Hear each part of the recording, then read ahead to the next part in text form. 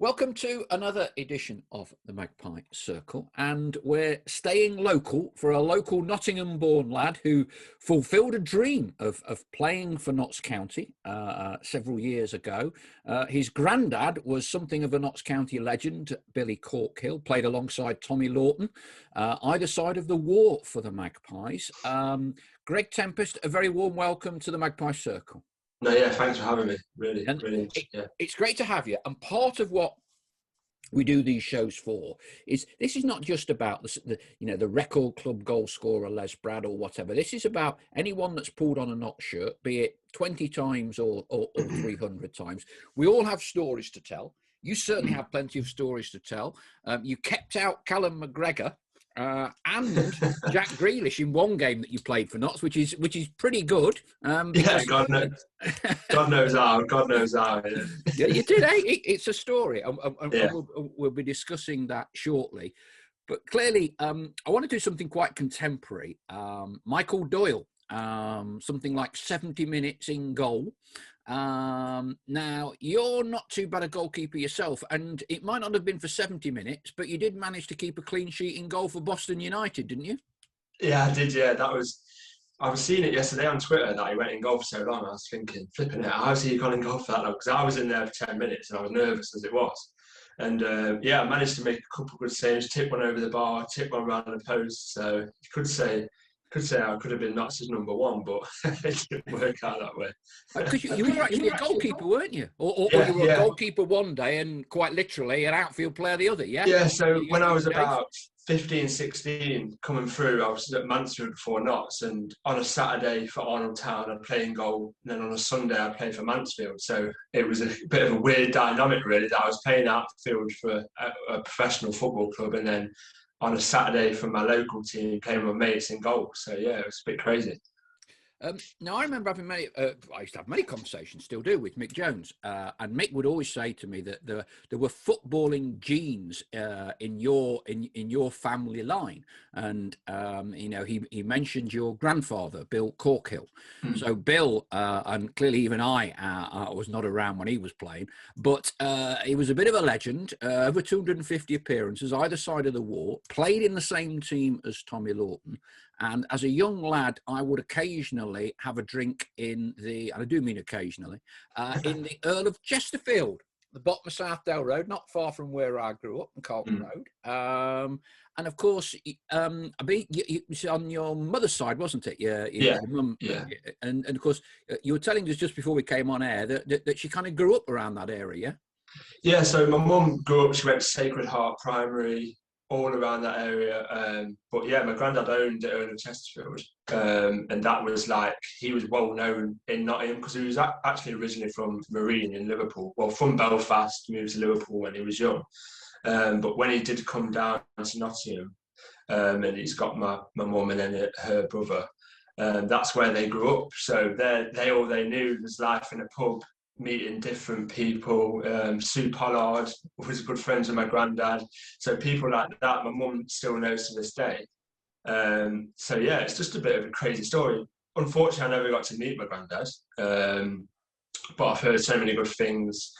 Like on Twitter not long ago, I seen a video. It was probably the first time I've ever seen him speak.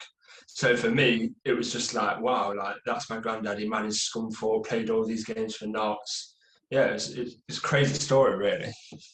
It's a bit like a local history lesson at the minute, because Sue Pollard, I believe, used to be a pupil at Coltonley Willows. So I'm guessing that there's probably some local-ish connection there of how she knew your granddad as well. Yeah, so my mum always tells me a story that she used to get on the bus with my grandma, who was my granddad's wife. And Sue used to get on dressed to the nines and just be like, "Hi, how you doing?" shouting down the bus, as you know, as she does. And yeah, that's what my mum grew up with, them types of being around them types of people in the pub and stuff like that. So yeah. You obviously had an affinity with Notts because of Bill, but your dad was a Sunderland man, wasn't he? Yeah, so my dad, my other granddad from my dad's side, they're from Peterlee. So my dad's always super Sunderland fan. And when I was younger, I kind of went to watch Forest. I know I don't like mentioning, not stuff I don't like mentioning Forest, but I used to go and watch Forest every now and again. But Sunderland was always the team that my dad kind of forced on me, unfortunately, at the moment in League One, whatever. But yeah, Sunderland was my team, but Notts was always there, somewhere there kind of thing. And obviously to end up playing for them was just crazy, really. Because you were picked up, you didn't actually join Notts till you were 16, but you were on schoolboys or whatever the phrase is. You were attached to Mansfield as a young lad, weren't you? Yeah. So, yeah, I was at Mansfield from about 15. It all moved quite fast. I was always just played locally. Like, I never really was involved in academies and things like that.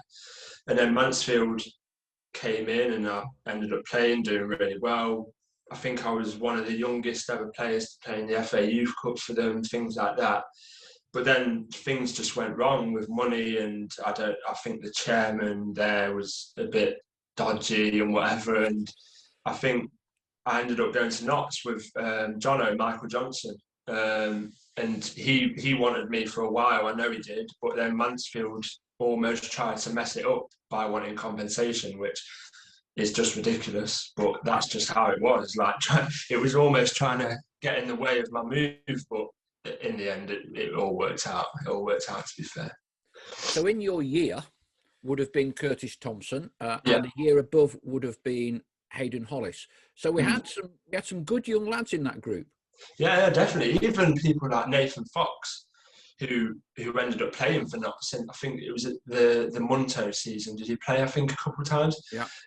So even Foxy, he was, to be fair, he was the one that everyone was like, whoa, like he was very good. But Hayden was just a good leader, very good leader, loud in the change room, very good lad, good Mansfield lad. But Curtis, I was very close with Curtis because we were the same age group. We kind of hung out outside of football as well and things like that. And I still speak to him now, and he's absolutely flying. To be fair to him, in the chat, even though Wickham aren't doing the best in the Championship, he's still managing to play every week in the Championship. So it's an absolute fair play to him, Curtis. Joining at 16, so was that still an era when you had to clean boots and things and chores and jobs, or had it kind of moved on a bit since then? No, so I always say to people, I was probably one of the last era of doing them kind of jobs. So I was cleaning boots. Some days, I think, so I used to do first team kit and youth team kit. So that was my job every morning. Like, if there wasn't things there, I'd be in trouble. I'd have to do so many jobs. Like, some days, I think when we had night games, I was in at 7 in the morning and I wouldn't get home till about 11 at night after games. So, and that was on 55 quid a week as an apprentice. So we was probably the last era of that apprentice earning minimum wage, apprentice wage, and then doing all the jobs, cleaning cones, cleaning the stands. If we'd done something wrong, we'd have to run the stands. So it's just, do you know what? It's the best time ever. At the time, it's hell. but like when now I look back, it's given me so many life skills and things like that. And it's amazing experience. So who were the senior pros that you had to be a bit wary of or whatever then? Who gave you the best tips at Christmas? We always ask that with the various lads that come on. So I cleaned Liam Chilvers' boots, and I actually cleaned Martin Allen. So that's another story. So Liam Chilvers, to be fair, he's a really good guy. He was top class. Like, he was very quiet, but he was class with me. Gave me a decent tip at Christmas. I was a bit surprised, to be fair. Like, I didn't really expect anything. I just did my job and kind of got on with it. But really nice guy, Liam Chilvers. But yeah, Martin Allen there's some stories there, to be fair. he's an amazing guy, but he was crackers. He was crackers. Did you have to walk his dog, Monty? No, I didn't have to do that. But so my job was first team kit, clean Gaffer's room, clean his boots, clean his shoes. So every day I'd have to knock on his door to clean his room or make him a cup of tea. And it was probably the most nerve-wracking 2 minutes of my life. Like, in football, he was so scary at that age. At that age, I was like, oh my word. Like, so I'd pace up and down the corridor where the manager's office is thinking, like, do I knock on now? No, I don't do it. I'll keep walking up and down. Then I'd knock on eventually and be like, take a deep breath. And all I hear was, come in, like that. And I'd go in and he'd be lying there on his red leather sofa, watching a game with his feet up, no socks on, and I'd have to hoover around him. And then afterwards, I'd just walk out and be like, oh, like take a deep breath kind of thing, be like, thank God that's over. But yeah, to me, he was really good. Like he gave me a good tip at Christmas as well. It was my 18th birthday, and actually I had a birthday, so we was off as a youth team over Christmas. And I think the first team were playing Oldham away or something, so we had to be in. I had to be in the day after my birthday party. And yeah, as you know, 18th birthday party, what do you expect? It was the 18th, was it, right? Yeah, so 18th birthday party, what more do you expect? Bit legless kind of thing. So I had to be in the next morning. So I've come in, and Brett Adams, who was the youth team manager at the time, told me he could smell the booze on me. So I was like, right, I need to do something. I can't go give him his boots while I'm smelling like this. So as I was passing him his boots, I was holding my breath, and I didn't want to talk. So I was literally like, there you go, there's your boots, and walked off as fast as I could. I actually held my breath because I didn't want him to smell the alcohol on me for my 18th birthday. I'm sure if he heard this now, he'd be laughing his head off. But yeah, do you know what? He was a scary guy for a young person at football at the time, but now I look back, some of the things that I did was like class. Yeah, he was a funny guy. Yeah, it's funny because the way you're relating those stories as a young apprentice there, very similar to we had Paul Cox on, and he tells a great story about how he got an earring when he was 18 or 17. Yeah. And Paul Hart, who can be quite a fearsome character as well, has literally picked him up, put him against the wall, and told him not to wear the earring ever again when he was like 17. Mark Draper has told us stories, him and Tommy, when they would go in and make the tea, and their kind of senior pros at the time were Rashid Harkouk, those sorts of people. Yeah. And Drapes would say exactly the same as you, worst part of the day physically, taking the big cup of tea into the first team dressing room and just hoping nothing happens and just trying to get out there as quickly as they possibly could. Because it's very hierarchical, isn't it? When you go, 6 months later, you scored 2 or 3 goals in the first team and you can give it the large. But when you are 16, 17, it's very hierarchical. Oh, yeah, it's horrible. Like, I remember even just to knock on the first team dressing room. So one of our rules as a youth team, we got told, was to enter the first team room, you have to knock on the door. And even doing that, even just the 3 knocks, was like, right, do I walk in now? Do I walk in or do I just run off? Because I'm so nervous. And I'll admit it now. I was just so nervous. You don't want to go in because you feel like, especially with me, look at my hair. Straight away, I'm just going to get pelters about my hair. Like it's how it goes. Like Martin Allen used to call me Scarecrow. So that was my nickname, Scarecrow. So soon it's just any little thing like that you're just so nervous about. And do you know what, it's part of, in football anyway, it's part of learning fast and growing up and becoming that senior figure fast, even from a young age. But yeah, it was do you know what, I know it sounds scary, but it was an amazing time. So there's a group of you lads together. You're getting on the fringes of the first team. Obviously Hayden had got in ahead of you. There's Curtis knocking on the door as well.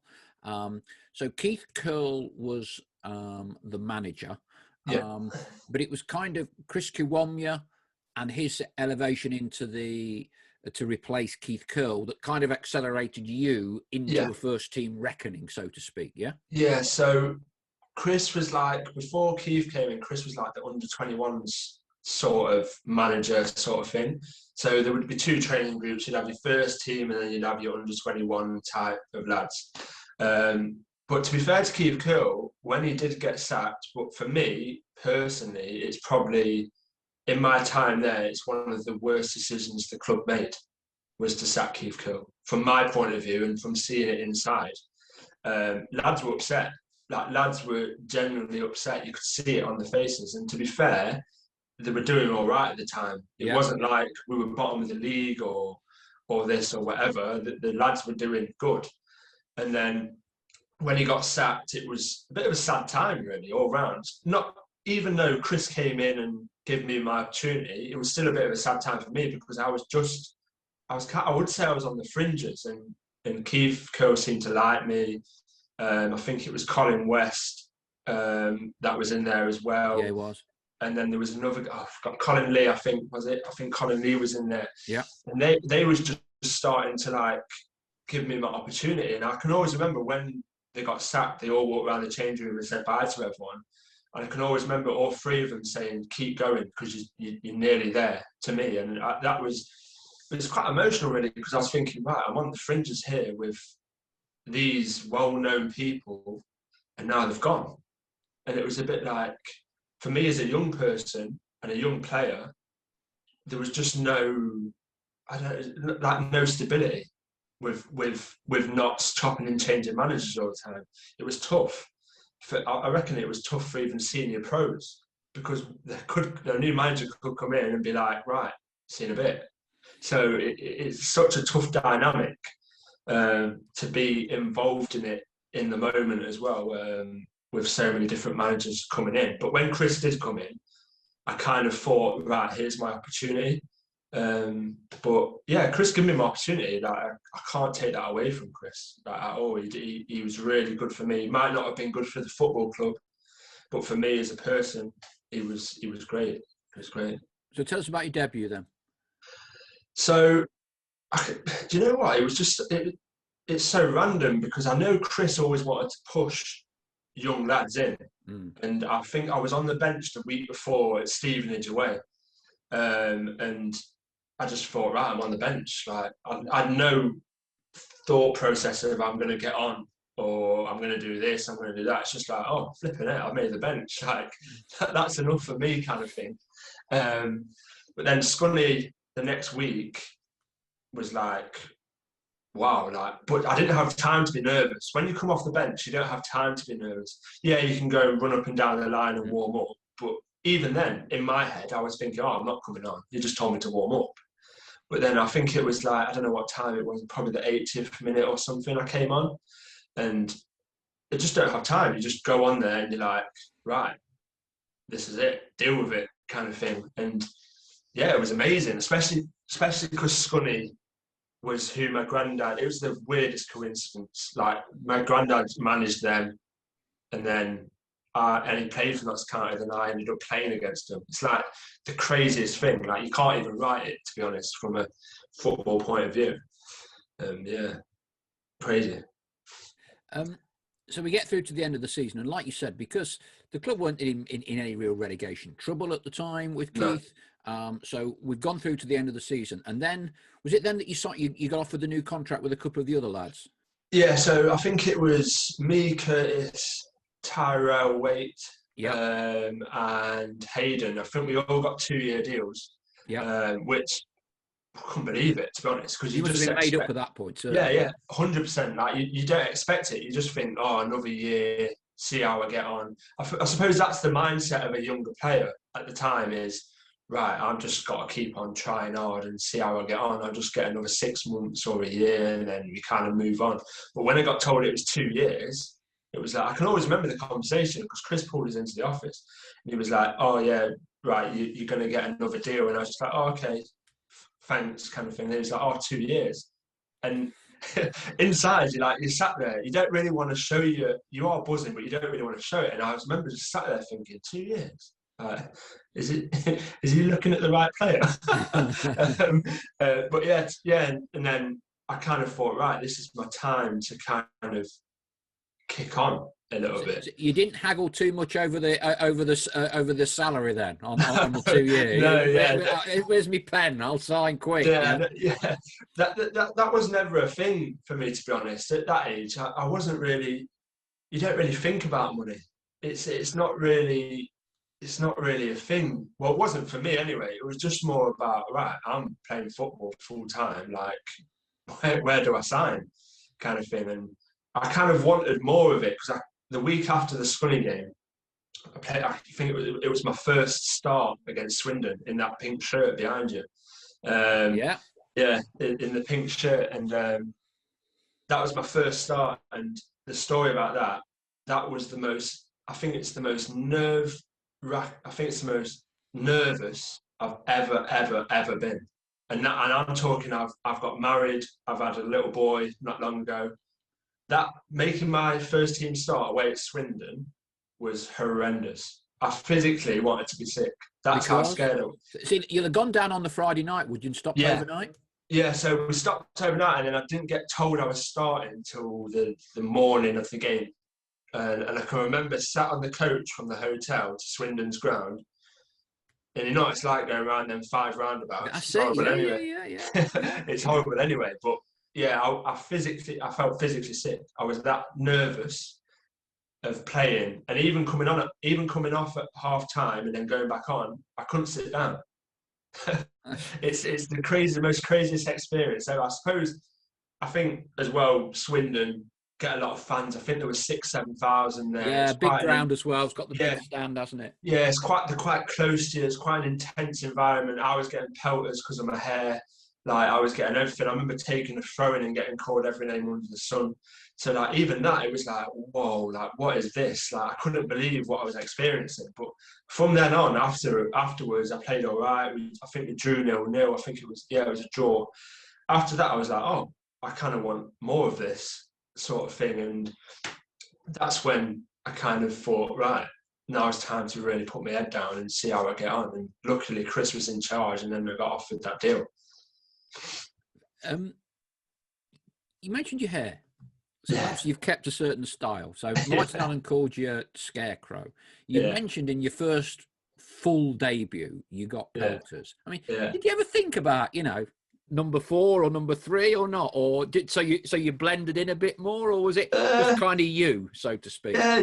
Do you know what? I've had it since I was about 13, 14, and I think it's because I couldn't be bothered to get my hair cut. So it was kind of like, right, let me just roll with it. And I've always just kept it. Do you know what? In a way, it got me noticed. It did get me noticed. It was, who's that lad with the long hair kind of thing. And it got me noticed at Mansfield, and I know it got me noticed in a few league games when I was playing for Notts. I remember Simon Grayson at Preston at the time. I remember they recognised me and things like that. So it's a weird one how it can kind of all develop just off one little thing. But yeah, I've never really thought about it, to be fair, I look bad as it is, so I don't know what I'd look like with a number 1. Do you know what I mean? So, yeah. So that summer, you've signed a new contract. And I was out there with my lad as well, because we went on the tour, the tour of all tour. I've been on worse, to be fair, but it was certainly an eventful tour. The tour of northern Finland, Oulu, Kemi Kings, played Kemi Kings, yeah. This is a shirt. You might even have actually wore the 14 while you were there. I don't know. Do you know what? I might have. the lads gave it my lad. And, it was... There weren't a lot to do, was there? Oh, my word. No, that was... Do you know what? That was the craziest tour ever. So we flew to Sweden. Then we flew from Sweden to Finland. I remember arriving in Finland at 2 a.m. and it being daylight. And I remember all the lads sat on the coach looking around thinking, what are we doing here? Like, what is going on? I think it was a 4-hour coach journey to where we stayed at the hotel in Finland, and we arrived there at like 6 a.m. and it was still light, and the lads were like, oh my word, like, this is the most bizarre pre-season tour ever. Like, because you normally think, oh, let's go to Spain, or let's go, I don't know, Portugal or somewhere like that, but Finland, it was like, whoa, like, even for me as a young lad, I was looking at it and looking at the senior pros and hearing them say about it, and I was like, I'm on board with you. I can't believe it. I don't know what we're doing here. But yeah, it was, do you know what? It was it was a weird experience, but a good experience to experience, kind of thing. Like we played a lot of games, played against in places that I've never even heard of. We even played the team that was in the Europa League. Was it JK? I think. That's it. Yeah. We played them, and I think did we beat them? I think we beat them as well. Yeah, yeah. I mean, it was. So me and Harry went, and we had a marginally easier trip. Flew straight from East Midlands to I forget where it was, somewhere in southern Finland, and then we got a train. It was 8 hours on the train. Yeah. And because you were very close to the Northern Circle. And I think if you stayed on the train for about another hour, you get to a place called Rovaniemi, which is where Santa Claus is, and you'll have to take your young one up there, and that's I've actually been close we were. The North Pole. But it was red hot, wasn't it? And do you remember all the mosquitoes? Yeah. I just remember. So I roomed with. Do you remember Fabian Spies? Yeah. So I roomed with Fabian, the big German, as we all like to call him, and we couldn't grasp these. So we had the blackout curtains. Yeah. And like some nights it wouldn't even get dark. And I can remember Fabian standing there in the middle of the night and looking out the window. And I woke up and I was like, "What are you doing? Like, what? Like, we're trying to get some sleep." He's like, "It's morning." I was like, "Mate, it's not morning. Like, it's like 3 a.m. Go back to sleep." And it was such a strange experience. Like even like we walked round to the there was a Lidl round the corner from the hotel. I don't know if you remember, and even that was like it was dead. There was no one. There was literally no one around. We'd walked to training, which was a 10-15 minute walk, and we wouldn't see a soul. Would not see a soul. It was crazy. It was a crazy experience, but it was good. But it was crazy. It literally was 24 hours daylight, wasn't it? Yeah, it was. By definition, and because we were in July. Yeah. At the other part of the year, it's 24 hours nighttime for. Yeah, it is, but it's very. If you've never experienced it, it is very bizarre that at 4 o'clock it's still light. You know? Yeah, but that hotel was like the most random hotel as well. Yeah. It was just nowhere. But when we did end up playing JK. That was more, I don't know what city that was, but it was much more... Yeah, it was like a proper city, wasn't it? Proper city. And when we were staying in that hotel, it was like, a bit more normality kind of thing. It was like, we actually are in the real world. We're not in that part of Finland anymore. But no, that was a crazy... I don't know where the idea came from or to go to Finland. I don't know who sorted it out, but it was a pretty crazy experience. I think someone knew, I was talking to Mick Jones about it, someone knew a friend of a friend, and Kemi's manager was an ex-West Ham apprentice or something like that. Was he? I think it was Tommy Taylor. That's it. Yeah. It was. So he played like over 400 games. I've just called him an apprentice, but now I do it with West Ham. But that's exactly that is him. That's him. So his son was the fitness coach, Lee Taylor, LT, his name is. Yeah. And he was a fitness coach when Sean Derry was in charge. Okay. He's a funny guy. He's a good guy, a really good guy. LT was. But that's his dad that managed Kemi. I can remember. So there'd have been a few links into there then. There'd have been a few links into there. So anyway, come back in one piece from Finland. Yeah. First, and of course, in your games at Notts, from what I can tally up, you've played against the England captain or an England captain. Yeah. You've played with a Scotland captain, and you've played with, one of the hottest properties in English football right now. So Sheffield United, first game of the season. It was a Friday night, and you were starting. You started in that one, didn't you? I came on. Sorry. Yeah. Yeah, and they had Harry Maguire in the team, didn't they? Yeah, they did. Yeah, that was live on Sky as well. I think it was a special game for Sky Sports. It was something to do with it was an anniversary of the Football League. That was something it. to do with that, and I think it was 125 years of the Football League. Yeah, that's it. They pulled out member clubs to play each other. Yeah, and so ourselves and Sheffield United were put on the Friday night. Yeah, do you know what? That was that was one of the most surreal moments as well, because it was live on Sky, really big event. I think there was 30,000 at Bramall Lane. Notts filled that end as well. That's right, we did. And I came on, I think it was about 68 minutes. I came on at left back. And literally within 2 minutes, Enoch scored.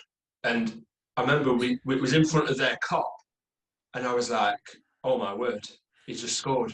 So like, literally, but what he actually did, he actually moved Harry Maguire out of the way. He was a strong guy, Enoch was. Saw me. Moved him out of the way with his arm, brought it down his chest, bottom corner. And I can just remember sprinting about 40 yards near the cop. We all just piled on top of each other. And like, I can remember, this is a bit of my claim to fame, I can remember looking at the cop and just giving it a big fist bump, like, get in there, like that. And I can remember some of them just absolutely going wild. And that, to be fair, it's quite a loud stand at Bramall Lane, the cop is. Yeah. And I can remember doing it and I just thought, yeah, I like that. But yeah, then I think about 10 minutes later, Harry Maguire scored that header at the back post. I think he was over Sheehan, I think. He just top corner, great header, to be fair to him. But yeah, that was just a crazy moment. Came on 2 minutes later, Enoch scores. I was thinking, yes, on to a winner here, we made it. But I know that Lids got sent off that game as well, so it kind of killed the balance a little bit in the game. But yeah, that was amazing.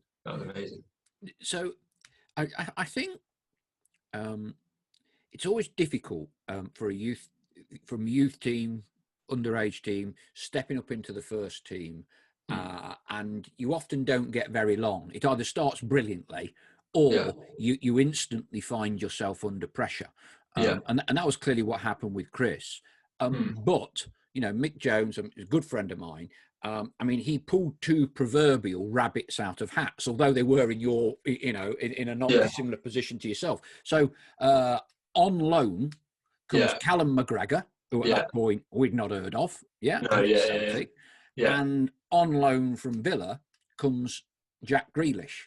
So what was your take on that? Well, I think Callum came in first. That's right, did. And it was a bit like, right, it's always that thing when lads coming from bigger clubs, it's always like, right, are they just another number, or are they that special one kind of thing? And luckily enough, Notts managed to find two dimes, and do you know what? God knows how they did it, because like them two were unbelievable. Like Callum, not so much in training, but more in games. Like he was good in training, don't get me wrong, but in games. But I'd say Jack was like overall just like wow. Like same with Callum. Don't get me wrong, I'm not taking anything away from Callum. Callum was unbelievable, but Jack was just like, what is going on? Like this guy's a freak of nature. Like he was 17. I think he was 17 when he came in, and he turned 18 at Notts. And I can just remember him just walking on. I can always remember the first day he walked on the training ground, and everyone was a bit like, "Who's this lad?" Like biggest legs at the time, decent sized legs, but really skinny. And it was like, oh, it's just obviously just another kid from Villa. Like it's just another one of them lads that come in and know better than me or know better than one of the other youth team lads, kind of thing. And I remember his first, me and him was on the bench at Leyton Orient away.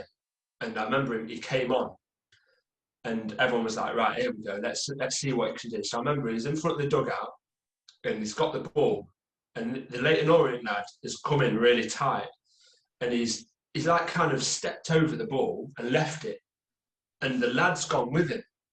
So then Jack's took the ball and gone, and the lad's like stopped here, and everyone on the bench was like looking around like, oh my God, like, what has he just done? He's 17. Like, he's just done that to a senior pro at Leyton Orient, 17-year-old kid. And then after that, it was just like one thing after the other, like just doing things that, I don't know, things that you see these top world-class players do on TV.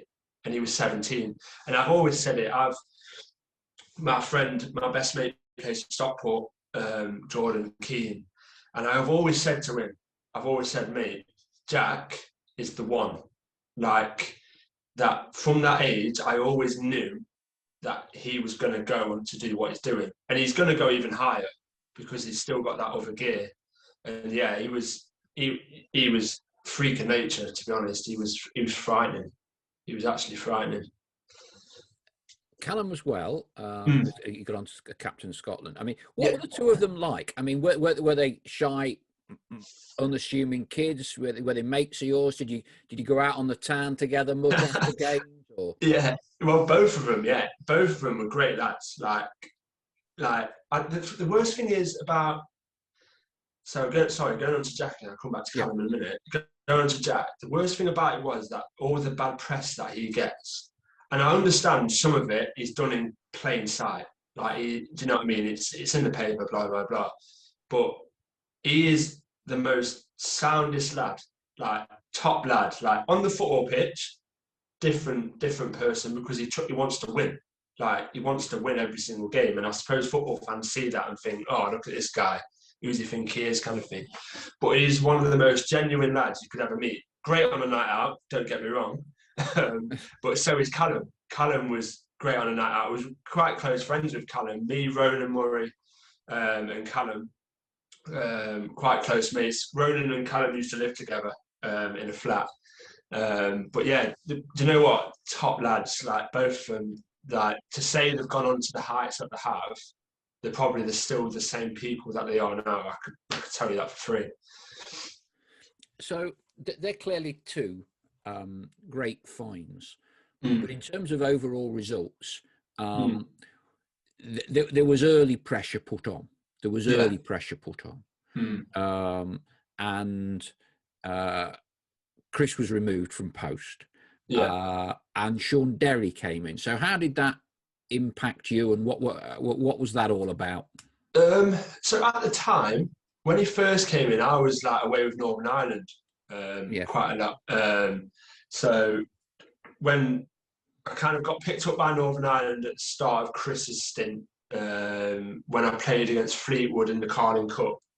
That's when Northern Ireland came to watch, and then I went to a camp and kind of went down that route. Who was the under 21 manager at that time?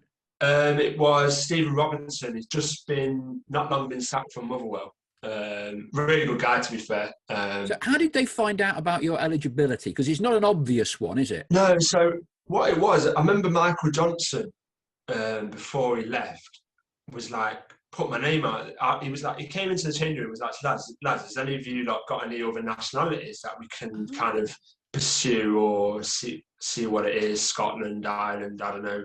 Yeah, help your development and all the rest of it. Yeah, sort of thing. And then I asked my mum, I was like, I didn't really know too much about my granddad's like start off, if you know what I mean, like the beginning. My mum said, "Oh yeah, he's born in Belfast," kind of thing. And I was like, "Oh, let me just put that forward, see how it goes."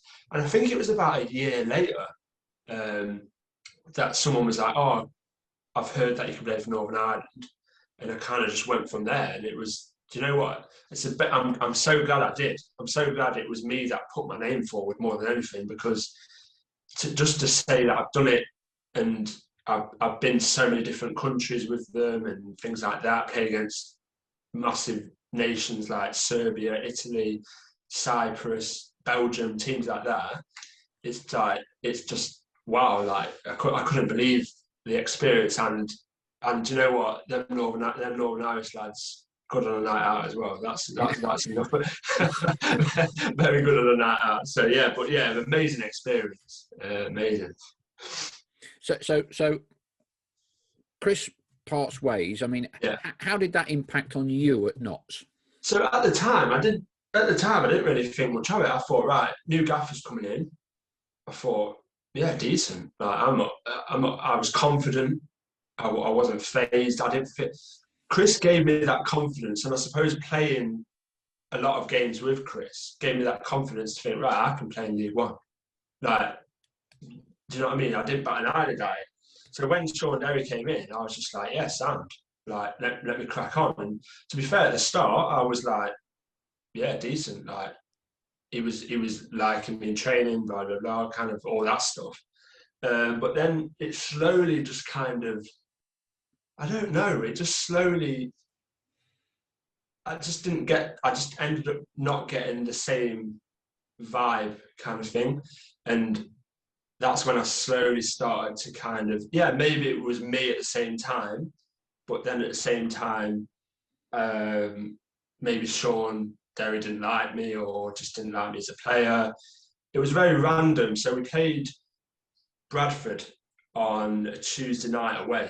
And this is when we were scrapping, to stay up. And I played left back and we drew 1-1. And I can remember thinking, wow, 1-1 away at Valley Parade, decent. Like we're in a relegation battle. We've just drawn away from home. Played 90 minutes. Yeah, did all right. Don't think I did anything special. Didn't do anything bad. And then what happened is, I think 2 days later, I wasn't training with the first team. And I'm not like trying to dig Sean Derry out or anything. It was just like, whoa, like why I was playing last week, but now I'm not even training with the first team. But me at the time, being a young player, I would say I didn't have the confidence to go and knock on his door and be like, why am I not playing? So I felt like that could have maybe come from him, but it didn't. And now I look back, I wish I did go knock on the door, but you can't live in regret. You can't say I wish I knocked on his door kind of thing. But yeah, it was kind of a bit of a demise for me from then. I wouldn't say I didn't really get going. I lost my confidence. And it's obviously not all down to the gaffer at the time. It's down to me as well, because I've got to be the one to prove it. But yeah, it was just a bit of a lonely slope in a way for me as a player. Because my final game at Tranmere, I was actually out for about 2 months before that game with my ankle. And then I can remember the physio coming up to me and saying, you're travelling to Tranmere. I was like, you what? Like, I've not played or hardly trained in about 2 months. And I didn't really think the gaffer was like having me as a player that much. So I've travelled to Tranmere. Next morning, had breakfast, we were having a meeting. Flip chart comes out, you're playing. And I was like, what? Like, what's going on here? Like, is Sean Derry thinking all right? Or is it just me? Or so I've looked at the thing and I thought, centre mid. Like, this is the game where I played ahead of Calum and Jack. So we're in a relegation. They were both on the bench, weren't they? They were both on the bench and you started in centre mid. Yeah, so we're in a relegation battle. You've got these two players, two worldy players on the bench, and you've put me in, who's hardly played all season, had 2 months out of an ankle injury, and I was looking around thinking, what? Like, yeah, I backed myself to play and do well, but to be fair, I don't think I had the best of games. So it was almost that was for me at Notts, it was the nail in the coffin. Like, as a player at that time, and I kind of, do you know what? At the time, you don't want to admit it to yourself, but you kind of know.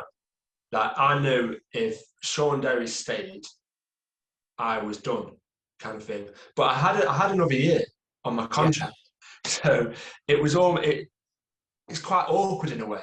It's quite awkward. Like, yeah, I respect Sean Derry. Like, I'm not going to say anything bad, but at the time I just didn't think I was dealt with as a person in the right way.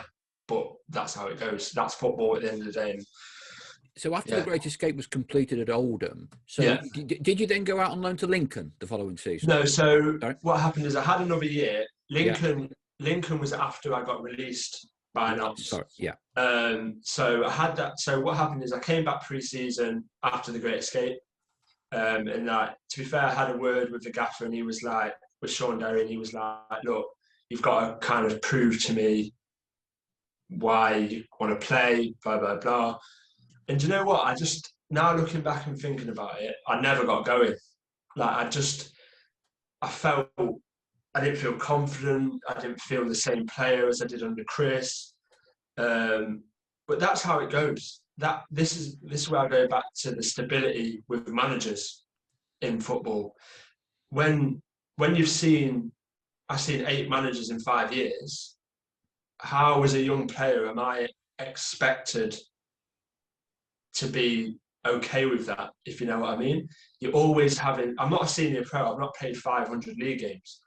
You don't, when you've done that, you don't have to impress every week because people know what you're about. But when you're a young boy, you have to impress every single time. So when there's new managers there, it's tough. Like it's mentally tough as well as a young boy to be like, right, I need to impress this manager now. Oh, he's been sacked again. Now I need to impress that one. It's very tough, and it was tough to hear when Notts were always talking about, oh, we want to push youth, we want to do this, we want to do that, but the opportunity, I don't think the opportunity was actually there. That's my opinion personally. I don't think the opportunity for us was there, which is quite a shame, but it is what it is. So during that season, then you were basically just out on the sideline. Did you go out on loan anywhere that season? Yeah, so that's when I went on loan to Boston. Right. I think I went on loan to Boston in the October time. In that other space of time, I was obviously just training, trying to get on the bench. Never really did. And then I went on loan to Boston. Really good at Boston. We was flying. We was like second in the league. I went there with Kyle Dixon. He actually left Notts at the time and then actually signed for Boston.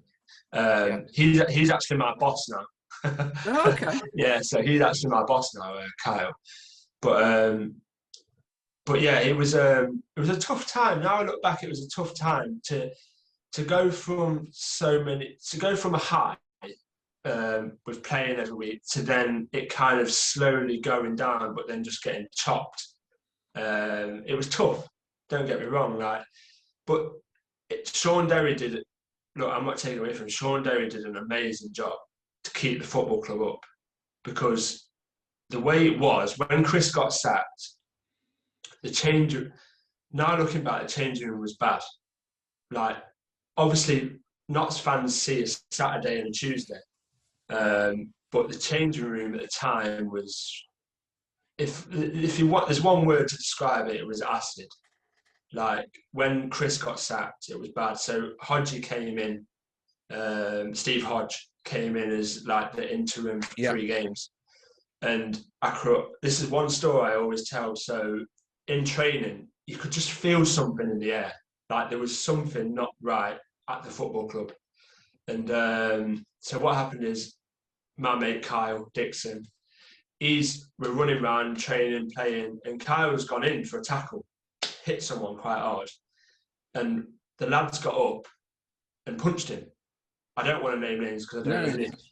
And he's punched Kyle. So this is the kind of stuff that was going on at Notts at the time. It was quite sad. And I've seen it, and I'm like, right, it's a young lad. And this lad that punched him was a senior pro. So I've run over and thrown the lad to the floor. And then what's happened is another lad's come in and got us both and walked us away and said, I always remember he said to us, you can't do that to a senior pro. And I looked up and thought, right, we can do what we want here because we're fighting for this football club. Like, I know some of you lot have give up because, look, we're scrapping for relegation. And like, some of the lads that give up. Facts, I can remember it now. They just give up on the football club. And me and Kyle Kyle's a Notts County fan, and his dad's a massive Notts County fan. And we was fighting for that football club at the time. And it was hard for these lads some of these lads were just coming into training, going home, don't care. Oh yeah, we'll lose at the weekend. That's how it was. That was the culture at the time, and it was really sad. It was really sad. And then Sean Derry came in, and everything just went stop. Everything changed. Lads wanted to work. Lads wanted to do this. Lads wanted to do that. That's why they stayed up. That is why Notts County stayed up, which I was absolutely delighted. Like, that was a good night out. Yeah. But yeah, it was amazing that what Sean Derry did in the end to keep the lads up, because from how it was bad. When Chris got sacked, in then that time when Hodgie was in charge, it was nothing to do with Hodgie, Steve Hodge. It was just literally it just seemed like at that time it was the culture in the club was like, right, no one cares anymore. And it was big. There was bust ups and training, things like that. Yeah, it was crazy. Sean himself, and he's been on, as you would know, on our podcast, and the budget got slashed after staying up, and several senior players left. So Sheehan, Liddell, some of the more senior pros has gone, and then Sean's kind of like tried and did what he could, started very well, and then tapered. So Sean fell on his sword as well, didn't he? He's gone, and then we've got, I think I'm right, it was Ricardo Moniz, wasn't it? Brought in. Yeah. So did you come across Ricardo much? He did mention you because we had Ricardo on as well, and he great to listen to, I have to say. Great to listen to. Yeah. You know? No, yeah, it was. Do you know what? Because I was on loan at Boston, then I got injured. I did my knee pretty bad, to be fair. So there was the option for me was either have an operation or you can wait 6 months, rest kind of thing. So I was like, look, I can't take an operation because it's going to take too much time out of like long term. So I waited the 6 months, and so for my whole time of Ricardo being in charge, I was injured. Right. So I didn't really speak to him that much. I don't think. Yeah, we knew each other, but it was one of them. I didn't really know him that well. He probably didn't know me that well, kind of thing, because I was injured. There's nothing he could do. It was not that I was avoiding him or he was avoiding me. It was just literally like, look, I'm injured.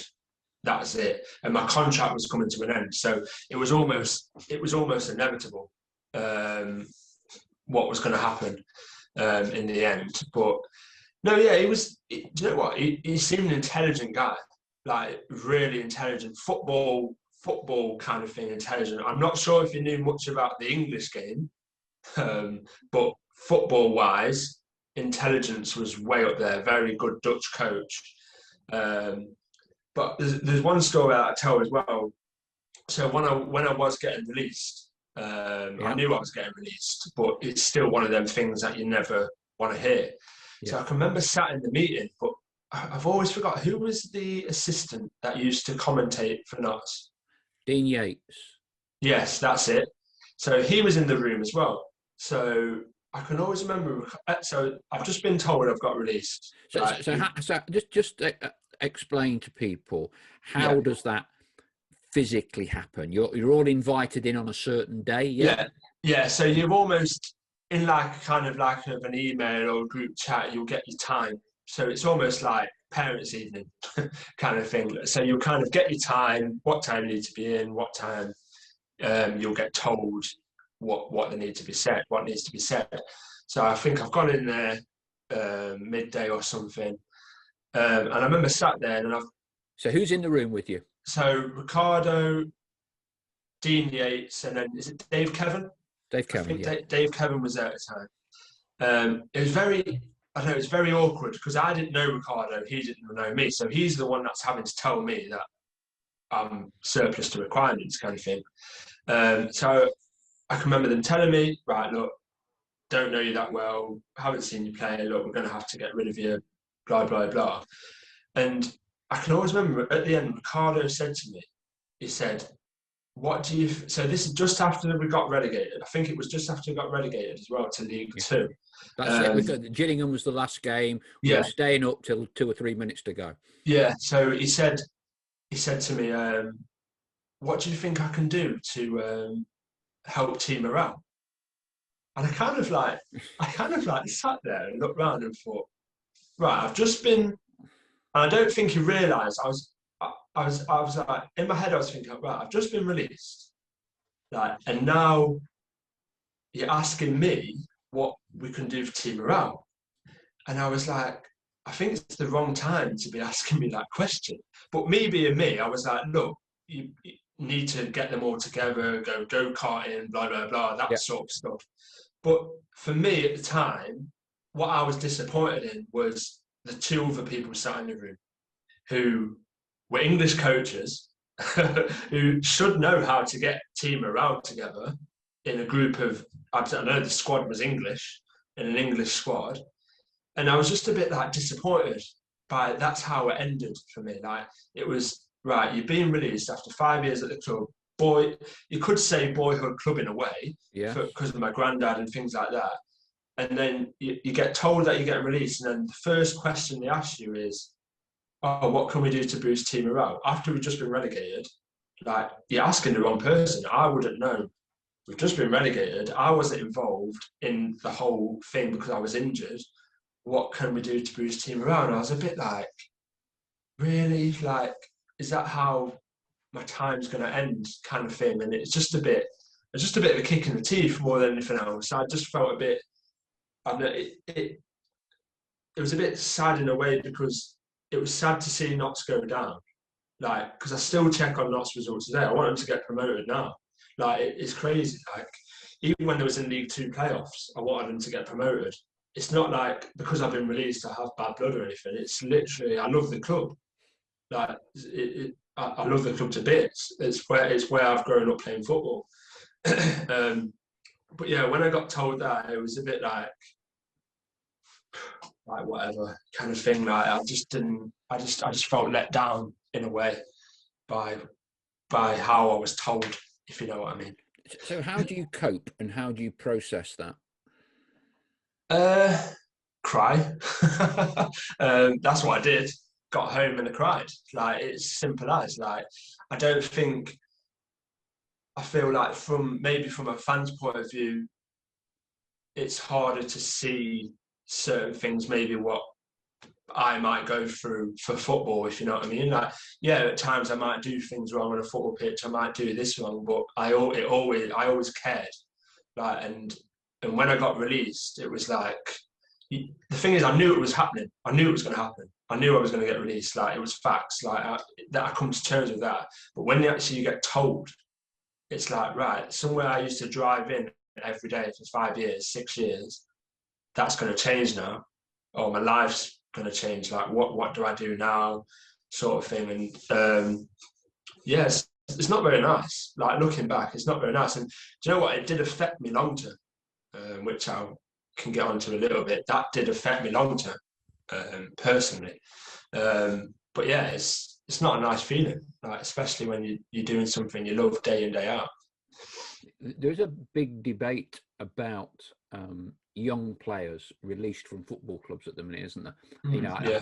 I think literally today, when we've been recording this, I think the BBC ran quite a big article talking about how structures, mechanisms, support mechanics not in place anywhere near as much as they should be for when young players are released, because clearly there is a huge churn release from young players, some of who've been at a pro club from the age of 10 or 11, cut at 17 or 18 or whatever it is. I mean, do you have any thoughts on that?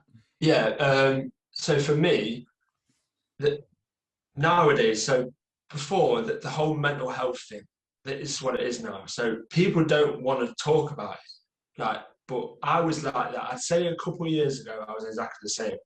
Like, oh, I'll admit it now. Like, why is he being like that for? What's up with him? Why is he being mardy? Why is he doing this? But now I can see, and I can see it clear vision. These young boys are not getting the support that's needed. Right, they're thrown into this world that football is a different world. Like, it's a different type of job from any other job. And you're thrown into this as a young boy, you're given everything, you're given money, you're given, I know, you can get cheap cars, you get nice cars for cheap, you can get this, you can get that. And then all of a sudden, someone goes to you, you're released. Whoa. Like, it's literally, it's the biggest kick in the teeth that you could actually experience as a person who loves football. It could be anyone. It could be a football fan. Football fans love football. But if there was a footballer and then they got told that they can't watch football again, how would you feel? It's crazy. It's like at the moment, fans aren't allowed in stadiums. There's going to be thousands of fans that are struggling because what their release is to go and watch football every week. My release was to go and play football. And then to be told that you're not going to be able to do that day in, day out anymore, it's almost like tunnel vision. Even though I went to Lincoln, I was still like that because I was thinking, right, I don't know what I'm going to do. And the help, to be fair, the PFA do help, but you have to seek that help. which for me is wrong. Like, they should be, I don't know, almost coming to you or calling you as a footballer and asking how you are. It's literally a simple question: how are you? And I feel like that needs to be put in place more. It shouldn't be us seeking; it should be other people asking the question. Your group of friends that you were growing up or going through the ranks at Notts. Yeah. So you have Hayden. Yeah. Still in. So you have Curtis, who was actually released by Notts as well. Yeah. A year or two after you. Yeah. Did very well, but had to start from a low base. I think he was given something like a 6-month contract. With Wickham originally. Was, yeah. But he's managed to grow with Wickham and plays in the Championship. Yeah. There's Hayden, who's made a steady living in the game, playing regular, and he's Chesterfield now. Yeah, Chesterfield. Yeah, Chesterfield. Yeah. And then there's Kyle, who you've mentioned is now your boss. Yeah. Have you all kept in touch and swapped experiences and helped each other out? So Curtis, I'd say I speak to Curtis a bit on text and stuff. Like when he got promoted into the Championship, I texted him. Like it made. Do you know what? That actually made me quite emotional to see one of my friends that you kind of grown up with in football, to see him at Wembley and being like, because to be fair to Curtis has had a bit of a tough upbringing from St Anne's, tough lad, and like to see that in person was like, whoa, like fair play to you. Like there's never any, I don't have any, like, I'm not jealous or anything, because it's like, that's my friend, right? What he's done there is exceptional. To get released by Notts, God knows why Notts released him, and then to then go on to do that, it took a massive risk to get a 6-month deal in London as well, and then look how it's paid off. He's probably the first name on the team sheet at Wickham. But yeah, Kyle's been my friend. Kyle came to my wedding and everything like that. Kyle's quite close friends with him anyway. But Hayden, don't really speak to Hayden as much, but he's one of them guys that you could still give a phone call or a text and he'd be ringing you straight away. So yeah, they're great lads. Like I feel like you help each other subconsciously. You don't, just by seeing that person do well, makes you feel good about yourself in a way. Are you still playing much football now? Because you've been Matlock, Grantham. You still playing, or with COVID, is it all just very difficult? No, yeah, it's all stopped. So what happened is I actually signed for Grantham. That was back in 2019 now. And then what happened is I kind of had a bit of myself mentally, you could say, bit of a breakdown in a way, and I just didn't want. What I did was I was avoiding everything that I loved. So football, I signed for Grantham and I didn't turning up because I was just like, I can't do it. And that was just me, my personal life kind of thing.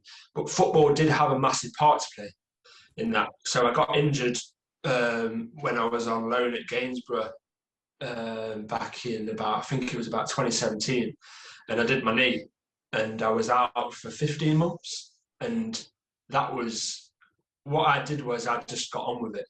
So it was all my own self-rehab.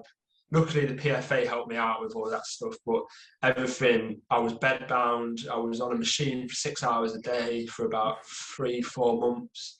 And what I did was I just thought, right, I've just got to get through it. And then there came a time about 2 years down the line, and I just kind of, I wouldn't say exploded. I didn't do anything crazy. I was just like, whoa, like, where do I go now? What's life without football? What's this? What's that? And I actually played for Baseford and Matlock part-time, and I just couldn't get to grips with part-time football. And I just couldn't realise, in my head, I just couldn't realise, why don't I like part-time football anymore? I've always loved football. I've always done this. And I just pushed everything away, and it kind of just spiraled a little bit from there. And I just it's what football can do to you because you're so invested. I was so invested with Notts, and so invested with Lincoln as well. Just to then not be full time anymore and things like that, it was really hard to get your head around as a young person. And I did end up seeking counselling myself through the PFA. I did that myself off my own back because I needed some clarity in my head of why am I not doing this anymore? Why is this happening? Why am I feeling this way? And yeah, I'm pretty open about it now. Before I wouldn't say anything. I would keep my mouth shut, and I just no point of telling anyone because I can deal with it myself. But you really can't. So yeah, I'm pretty open about it, and it is what it is. That's what happened.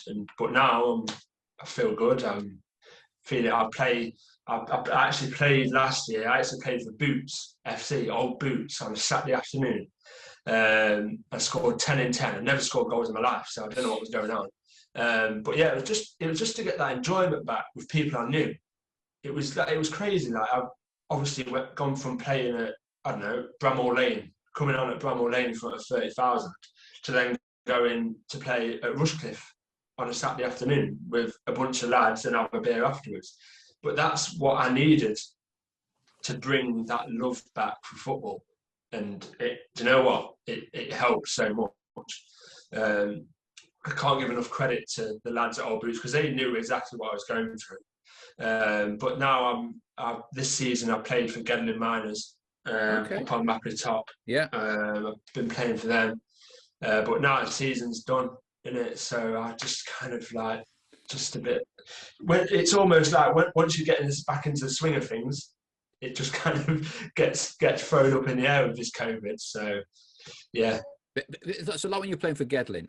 So you are enjoying playing again. Yeah, I love it. Yeah. I love it. Old Boots brought that back. Old Boots brought that feeling of, look, I enjoyed it at Baseford. I enjoyed it there at the time. But there was something I couldn't grasp of why I wasn't still playing full-time football. But then at the same time, I was at Baseford for a reason. That's how it goes. But I just couldn't get my head around it, and I just struggled mentally to work and play, sort of thing. But yeah, when I was at Old Boots last year, I know it sounds crazy, but do you know what? It was some of the most fun football I've played since I left Lincoln. So not all the way through to Lincoln. I loved it, absolutely loved it, and yeah, it was easy at times, but it was good laugh. It's fun. It's all good fun. Yeah, enjoyment's a huge part. And I mean, you would be what, 27? 27, yeah. 27. And it's amazing, you know, ups and downs. You'd hope with the vaccine, we get regular football back again for August. Yeah. And you never know. You never know where these things, you can climb back up very quickly in the same way as football. You can be, here and dropping quite quickly. No, yeah, definitely. You never know with football. You actually never know. And so you say Kyle's your boss now, dear? Yeah, so for the past 3.5 years now, I've worked in secondary schools. So I actually when I left, so my first proper job from leaving football, I actually worked in a school, like an alternate provision. So kids that have been kicked out from school come to us, and I kind of worked in that line of work for about 2.5 years. And then now I work at Bluecoat Academy. So I work at Bluecoat Academy as like a behaviour TA. So Kyle's like head of like the student support, and then I work under Kyle. So it's just crazy how that's worked out as well. Working with Kyle, who's a good mate of mine as well, to be fair. So it's good working with someone like that. Yeah, I mean, look, you've clearly got a very rewarding job there. You're enjoying your football again. You've got your family. You're a dad. Yeah. So there's lots of things. There's lots of things to keep going at and after. I mean, I do think you're in a very strong position given the debate that's going on within football at the minute, because I think it likely that over the next year or two there will be a lot more structures put in place for young players. I think government will put pressure on. I think the football authorities themselves are going to look at it a lot more. And you would hope, and you've obviously had these experiences, you would hope then that there are, as I say, better support mechanisms put in place. Yeah, no, definitely.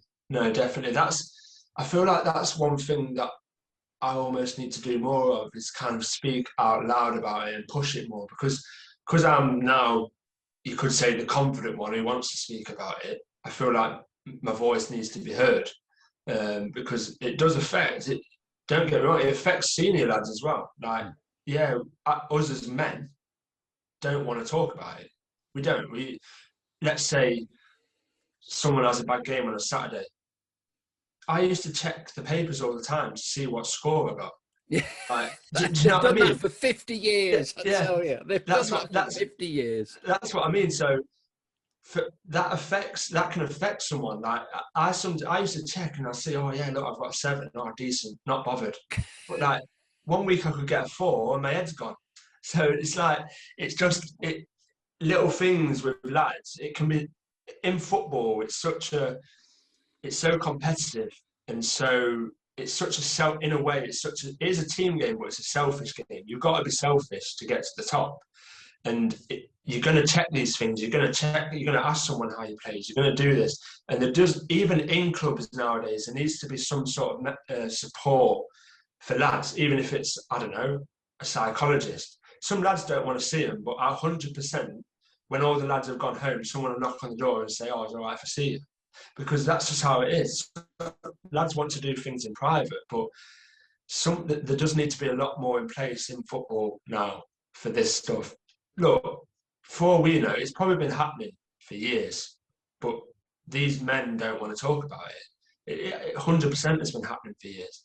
And now's the time that people will finally have a voice. Why not speak up and crack on and just kind of, and let's confront it, kind of thing, because we don't want people suffering in silence. No chance.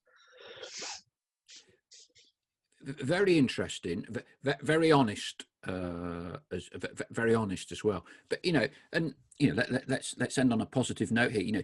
If you think when you were 15, 16, yeah, and you think what you have already achieved, when you think what you have already achieved, so when when your child grows up, and they watch Harry Maguire, if he's still captaining, you can say, I've played against him. Jack Grealish has made 80 caps for England, wins the World Cup, and you can go, I was his teammate, I kept him out the team at Notts. I know. I've actually got me and Calum McGregor on the wall here. I can see it's a Notts picture. That's what you can tell you're young un. They won't believe you. But you know what? I have to. That's what I mean. I have to look. I look back and I sit there sometimes with my missus, and I sit there and think, flipping out. I've actually done some good things. Like it. Look, I take the positives from it all. Like, it's amazing. Like, even just to say that my granddad's paid for lots kinder than I have. Like, hopefully my son can go on to do whatever he wants to do. So, yeah, look, I take all the positives. That's the one thing I want to take from this chat, is that I wanted to be as honest as possible about the experiences I've had, because maybe, I don't know, maybe there's a young lad watching, or there's a senior pro that's watching and being like, oh, flipping it, he's had the same experience as me, kind of thing. And yeah, look, I'm grateful for every single thing that Notts gave me, that Lincoln gave me, that all the football clubs that I've been at have gave me. Like, it's even to come on here, like, it is. I'm grateful. I'm grateful to come on here and chat about it. Look, the pleasure is all ours. My lad does the research for all of this and produces it, and between us we sort of look around for the guests. And as I said to you at the start of the show, this is not just about someone that's played 480 appearances. It's not just Howard Wilkinson who took Notts to the top flight. It's not just Les Brad who scored 127 goals. It's about Notts County as an entity, as a community. Yeah. As fans, 99% of the time, they don't get to glimpse inside that bubble. They don't get to see. I'm fortunate. I can never play any good, but I've been fortunate to be in professional football for a long time. You got inside that bubble. You got inside that bubble, and you know that's a very, very, very small percentage of people. And there are good things and bad things, as we've said. You know, you've got to the top of a profession. You know that is an incredibly, incredibly difficult one. Incredibly difficult one, and it's also, as you know, can be very brutal, can't it? It can be very brutal. No brutal. Two ways about it.